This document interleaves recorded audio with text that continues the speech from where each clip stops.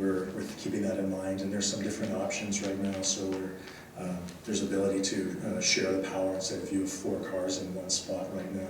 There's some new technology coming out where it has systems that can manage the power across it, so you only need one port on the circuit, on the circuit board, so then you wouldn't need to, sorry, I'm not saying that correctly, but you know, on your electrical circuit, and you only need one for the 4 cars. So that type of technology is emerging too, so it's not going to be, we implement 10 cars and we need to take up 10 spots on the breaker panel. That's what I meant to say. Thank you very much.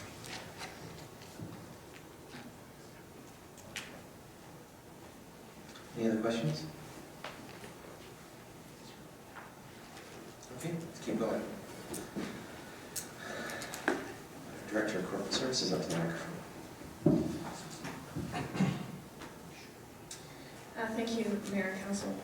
The IT division operates on key principles that emphasize the maintenance, security, and functionality of the complex IT system upon which all departments within the municipality rely.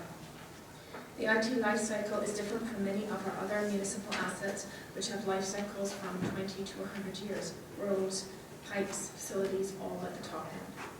The life cycle for hardware is 3 to 5 years, and software 3 to 10 years.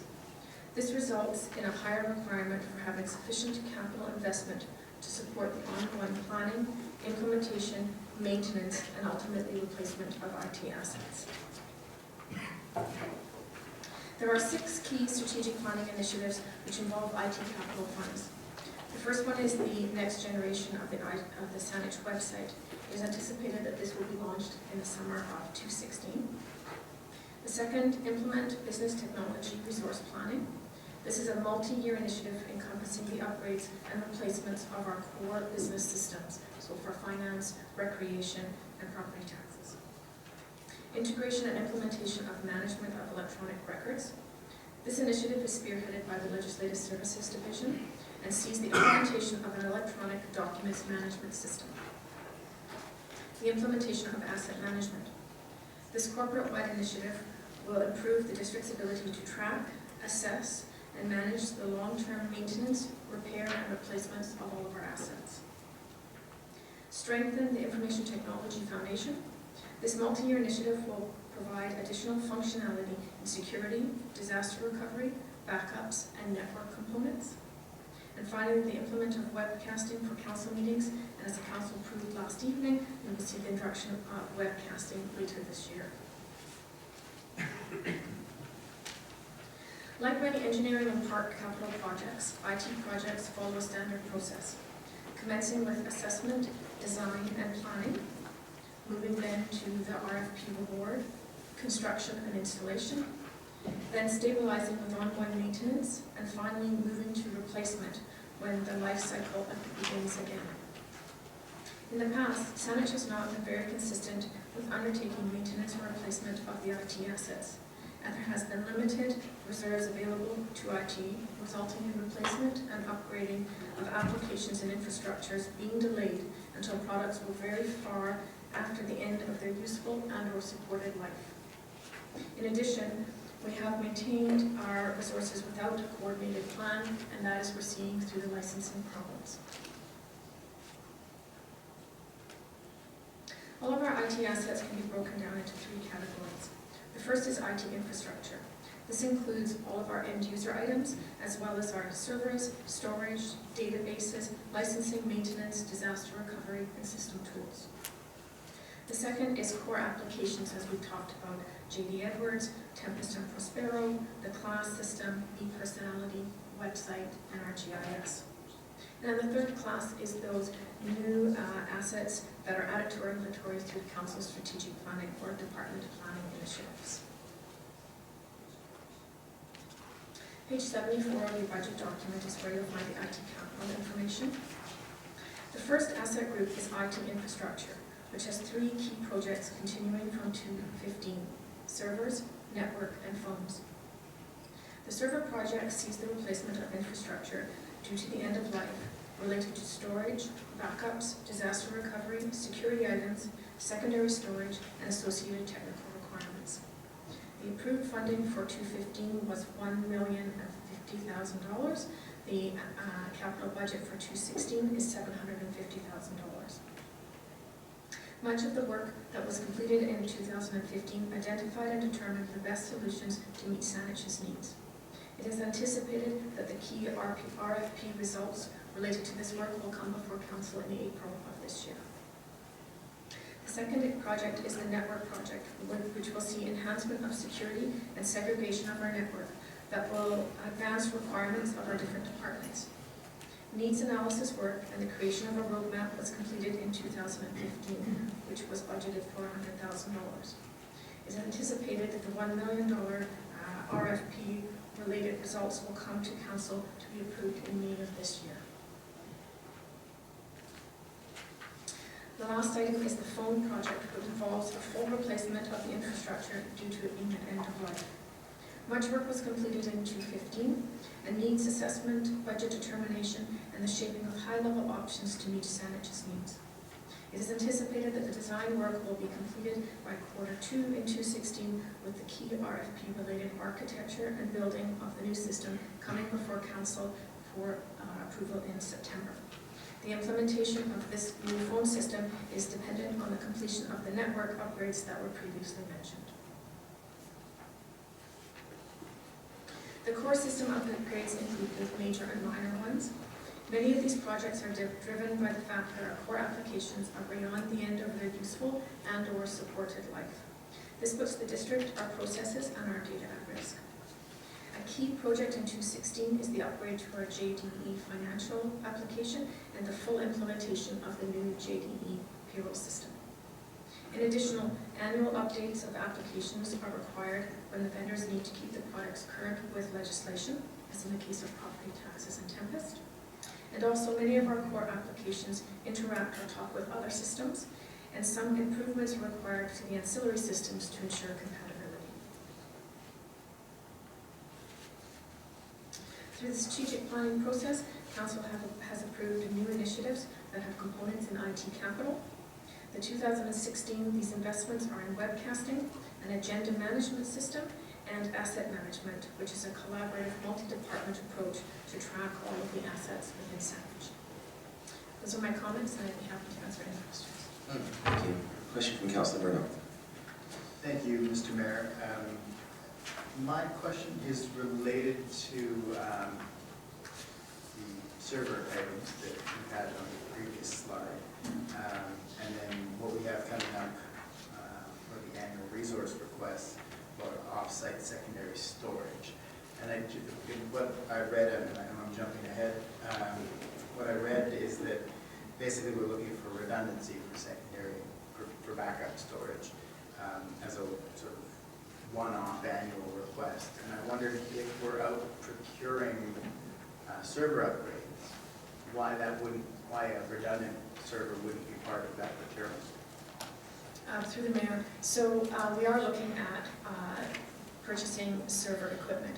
However, what we need to do, which is best practices, is move the storage of our data off-site. And so the actual charges that you're seeing in the other resource request is the annual operating requirements to pay for that secondary storage. So what we're seeing in this side is the capital procurement needed for the servers and the tangible pieces. That's the operating. So I guess, based on the successful RFP, we're projecting ahead that whatever we end up with, our annual costs in order to secure that additional backup server will be part of this annual request. Am I paraphrasing correctly? Through the Mayor, so the annual request is actually the cost of leasing the space in the secondary location. All of the capital pieces that we need to house the piece here, or for to have our system talk to the backup system, all of those pieces are within the capital project. Oh, okay, I see. Is it best now to leave questions about secondary storage until we get to that item? Okay. Okay, I'll do that. Thank you. Councillor German. Thank you, Mr. Mayor, through you. Probably working in IT is probably the most difficult division of all in terms of trying to stay industry. A very quick anecdote just to show that. It was about 10 or 12 years ago that I was touring the BC Systems building down there, meaning that, and it was the main computer system for the province. My guide proudly announced to me that after considerable time and in one huge room, that he had accomplished 1 terabyte of storage. Now today, if I want to go buy 1 terabyte hard drive for my home computer, it costs me about $65.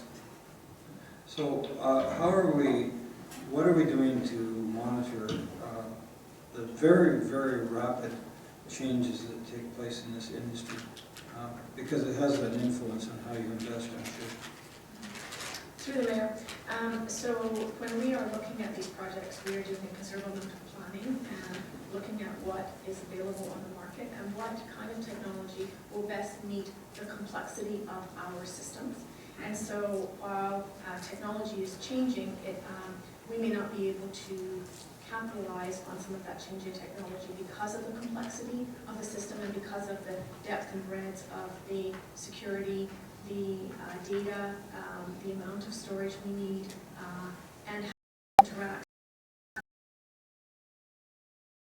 From the very changes, are we sometimes looking at leasing arrangements or something like that?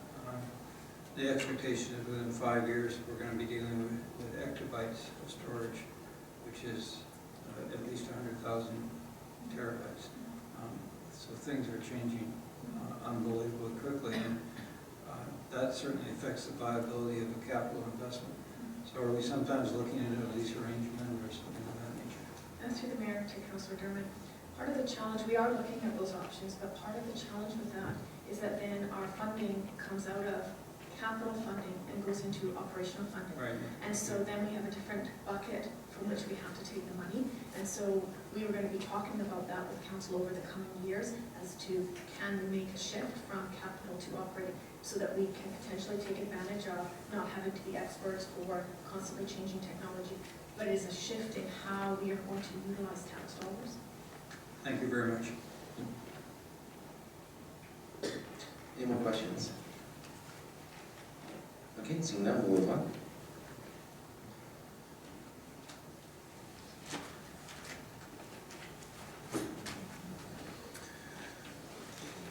Mayor and Council, I'll walk you through the capital plan for the Parks and Recreation Department, starting with the Parks and Rec overview.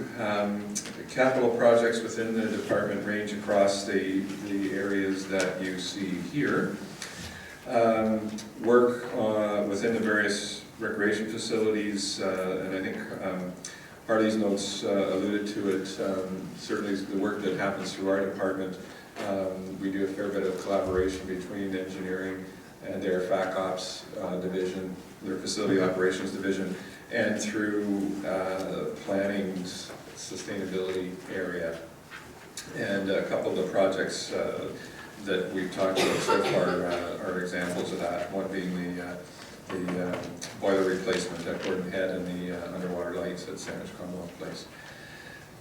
Capital work across the 170 parks within the district tends to focus on 31 beach accesses, 21 sport courts, 62 sports fields, 57 playgrounds, 71 parking areas, 140 distinct irrigation sites, and 55 pedestrian bridges, along with 100 kilometers of trails. Across the 4 recreation centers, the capital projects are generally focused on energy efficiency, operating plant upgrades, heating, ventilation, and air conditioning, and interior space improvements and roofing. And the major capital focus of the golf course over the last few years has been focusing on drainage improvements to improve the playability of the course throughout a longer portion of the year, and building upgrades to, or upkeep, I should say, to some of the buildings on site. For 2016, capital investment in parks and recreation, and that doesn't include the equipment items that were spoken about earlier on, is proposed at just over $3.2 million.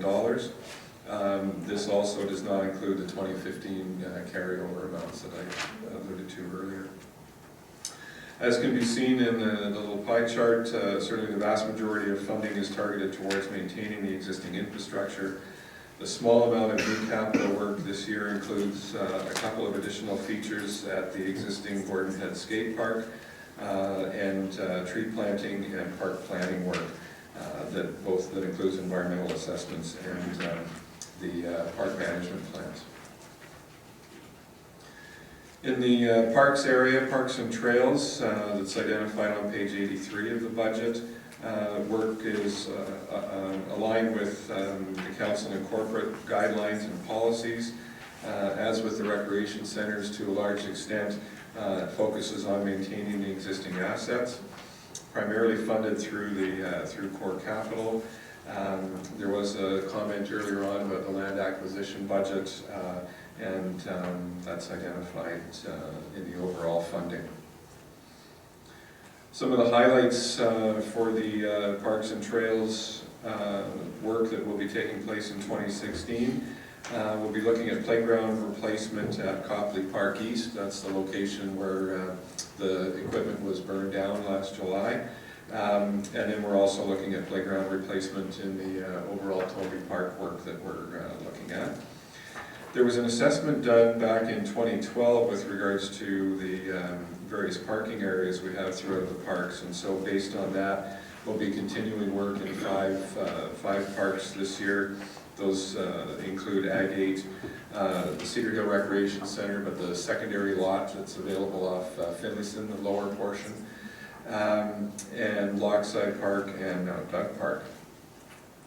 And each year, on a bit of a rotating cycle, the Parks Division works on trail resurfacing throughout the district, and in 2016 that'll be the southeast quadrant.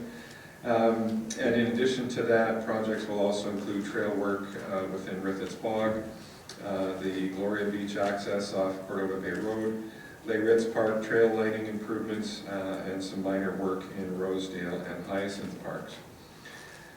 Phase 1 of the Cuthbert Homes Management Plan implementation will get underway, and this will include wayfinding signage and interpretive signage in the park. Natural area restoration will continue across the district with projects being done in 8 parks, including Outerbridge, Bow, and Mount Douglas. And other work in Mount Douglas includes trail restoration and interpretive signage and a kiosk, interpretive kiosk in the upper parking lot. Within the recreation facilities on page 86, and that includes the golf course, certainly work continues to be focused on maintaining the existing assets.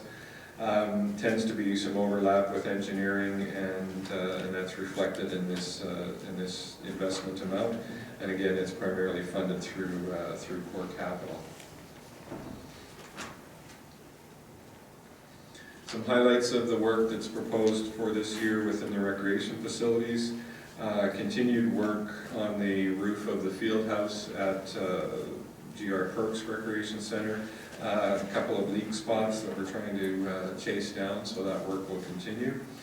We'll also be looking at replacing some of the flooring in a number of the activity rooms in the facility. At Cedar Hill Recreation Center, we'll be looking at improvements to the ventilation in the ceramics glaze room, and those are needed to meet air quality standards and identify and meet some safety requirements there in terms of some of the particulate matter that comes off of the glazing process. We'll also be looking at replacing the outdoor sign that faced onto Cedar Hill that blew over in a windstorm the tail end of last year, and that will be part of a bit of a signage strategy we do at the facility to look at how we best identify the assets that are in there, and certainly that's including the art center. At Saanich Commonwealth Place, looking at replacing the underwater lighting. As we mentioned before, that's original equipment. We'll be switching that out to LED. And we'll be looking at replacing the tiling in the lower area. That again is original equipment, and her original installation will be, it's basically reached its end of life. Projects at the Gordon Head Recreation Center for 2016 include major refinishing of the hardwood floors in the auditorium and the dance studio, and installation of an emergency generator to allow for some of the critical systems to continue running when we have power outages. And we had 4 of those this past year. And what we're trying to do is look at just maintaining some of the pump systems with the pools, and ideally a couple of computers to keep operating, so that in the event of an outage, and if we decide to close the building, we can get in touch with our patrons and let them know, especially those folks who are involved in registered classes. Up to this point, we've been farming that out to the other buildings, but it makes sense to be able to maintain that. It would allow also for a quicker return to operation once the power does come back on, if we're able to keep a basic number of pumps operating. And finally, at the golf course, we're looking at replacing some of the heating, ventilation, and air conditioning units on the clubhouse. They've reached their end of life. And we're looking at some initial improvements to the ground shed to improve the workplace safety for the staff that operate out of that building. Happy to entertain any questions. Questions from council? Councilor Brennan. Thank you, Mr. Mayor. Doug, I have a couple of questions. One is, with respect to parks, I remember that we have an irrigation system that used to go down, probe by computer, and tell us how much watering we needed. Do we still use that system? Through you, Mr. Mayor, yes, I think that's in place in quite a number of those 140 locations. That system gets changed out on an ongoing basis each year, and certainly the ability to sense the moisture content of the site that we're irrigating helps us to obviously irrigate much more efficiently.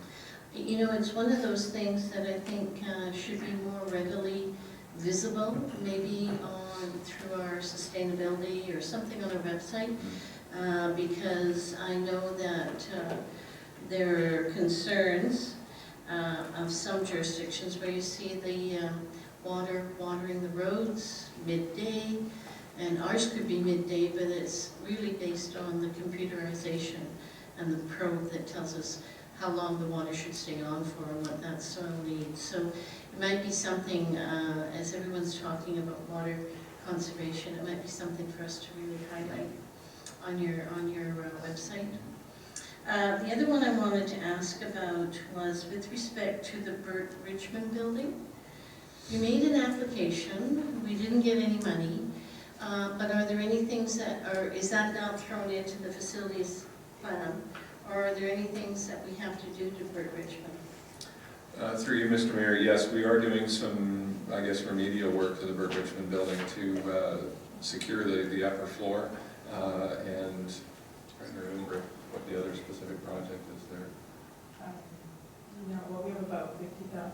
Yeah, that we knew we would have to put in regardless, and so that work's going ahead. That's just safety and maintaining the basic operating ability for that facility.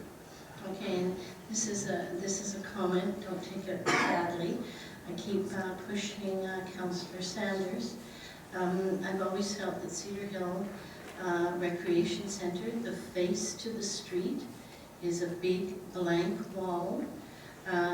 We don't allow that sort of thing with development. I would hope when you're looking at sign improvements that you would be looking at something on that wall, whether a piece of art or something that will say what that facility is, and that's the wall, you know where it is. The tennis building, I presume. Well, facing the road. Yeah. It's just, it looks, and I've told Councillor Sanders, to me it looks like a barn. I don't want to be, yeah. But we don't allow blank walls in, we try and dissuade from blank walls, so I think it would be nice if your division would look at what you could do with that. Because I think it's the wrong image to the street. Thank you. Councillor Sanders. Well, thank you, Mr. Mayor. Seeing that my colleague has opened the door of the barn. you've already heard this from me before, but I would hope in the plan for the signage that we could look at that, and because it's a very unique building. It's the tennis courts and it's the art, and it's unique, so that we can sort of take that into consideration, because that comment has not just come from Councillor Brownlow. I've heard that from the community too, that, you know, it's got the excitement of being an art centre, and that, you know, it's showcase that, and we are encouraging the North Area side. You know, we did have the community group that wanted to do something. I know it's frightening, but thank you. Councilor Workman? Thank you, Mr. Mayor. I remember when Transit first started putting advertising on their buses, we looked at it and said, what on earth are they doing? And now the whole bus is covered. The question I ask, and coming back to the value of advertising, the cost of advertising, I think of all the vehicles, we've got hundreds of them, traveling around the municipality. Have we given any thought to what could be achieved by advertising other than their signage vehicles on the sides of them or the back of them? Through you, Mr. Mayor, I presume you're meaning, other than just saying signage on them, they could say something else? It doesn't tell much about the rec centers or about the golf course or about what we're offering or about safety or whatever. We've dipped our toe into that a little bit on the CRD traffic. previous solid waste vehicles, on the refuse vehicles. There were panels that we put on there. We have done that on the ice resurfacers at Perks. There are panels that allow for advertising. We generally use it to promote our programs. I think the Junior B team at Perks probably takes advantage of it as well. The idea of broader advertising or promotion of either municipal programs and services or external opportunities to raise money. The latter, I don't think there's been a corporate discussion on it. That would be certainly a philosophical piece in terms of, do we want municipal vehicles to be used for advertising third-party services.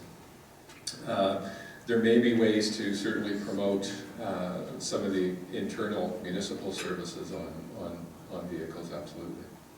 No, I'm not looking or suggesting that we look at having Coke on there, companies like that, but coming back to our own need, and if budgets weren't an issue with signage, it wouldn't be an issue of advertising, but more and more budgets are becoming a concern, and I think we have to continue to be more creative in how we do save money and spend money. Just a thought. Thank you. Any more questions from council? Okay, seeing none. Thank you. I think we're coming to the end of this part of the agenda, haven't we? Okay, great.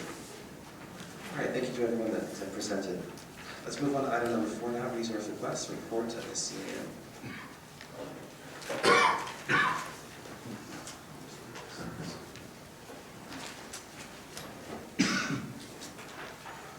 Thank you, Mr. Mayor. The report before you outlines resource requests from various departments.